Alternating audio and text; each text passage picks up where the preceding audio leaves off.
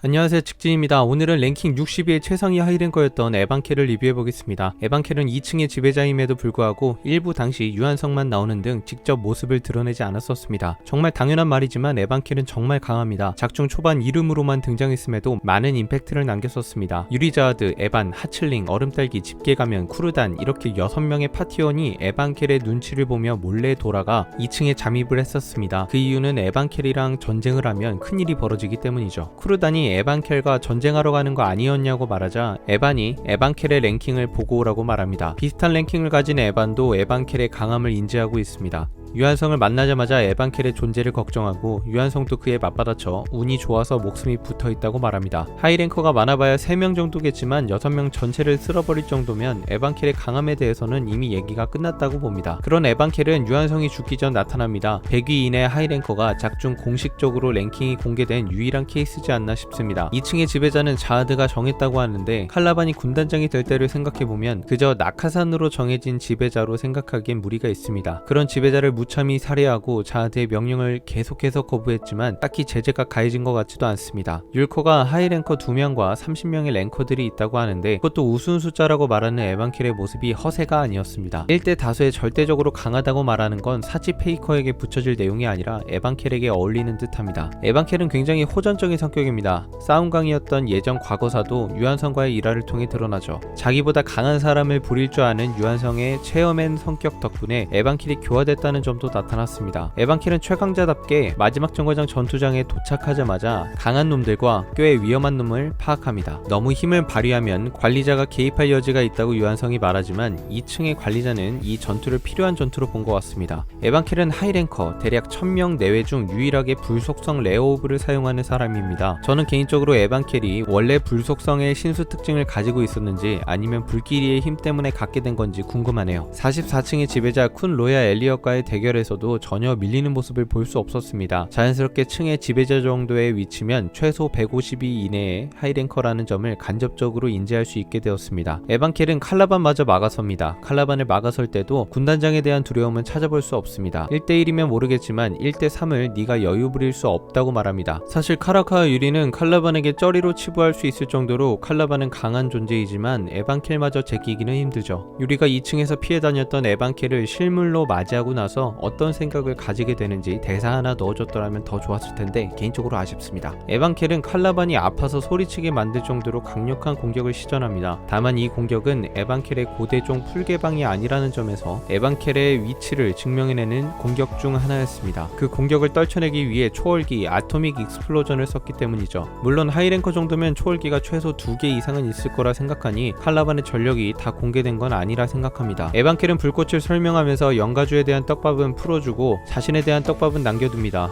자신이 왜 모든 것을 태우는 불꽃을 쓸 수 있는 자격이 있는지에 대해서 말이죠. 에반켈은 케렐람의 고대종에게서 케이지를 지키기 위해 고대종으로 대응합니다. 에반켈, 야마, 케렐람의 파워 밸런스는 케렐람 리뷰까지 마치고 진행하겠습니다. 야스라차는 에반켈의 화염 공격을 생각보다 간단하게 막아냈습니다. 아무래도 야스라차가 인질극을 벌인지라 에반켈과의 우위를 가리는 걸 자연스럽게 넘겼습니다. 에반켈은 지배자 자리에서 관리자에 의해 잘리고 나서 랭킹이 100위 밖으로 밀렸다고 합니다. 이건 굉장히 큰 의미가 있는 발언인데 에반켈이 사실은 100위권의 강자가 아니라고 해석하는 게 아니라 100위보다 더 낮은 랭킹이라고 해도 100위 이내 하이랭커들을 상대할 수 있는 최강자들이 존재한다는 점을 말합니다. 지배자 같은 지위 없이 순수 실력으로 200위 안에 들어온 랭커들에 대한 파워 밸런스 논쟁의 시작을 알리는 것이죠. 2부 325화 후기에 따르면 순수 전투 능력으로 랭킹 100위권 이내의 랭커의 강함을 보여주는 데 집중했다고 말합니다. 사실 지배자 타이틀의 힘이 랭킹을 60위로 책정하는데 상당한 기여를 했다는 사실이 밝혀진 3부와 다르게 순수 전투 능력으로 랭킹 100위권 안에 들어가 있다고 말하므로 좀 헷갈리긴 하지만 결국 에반켈은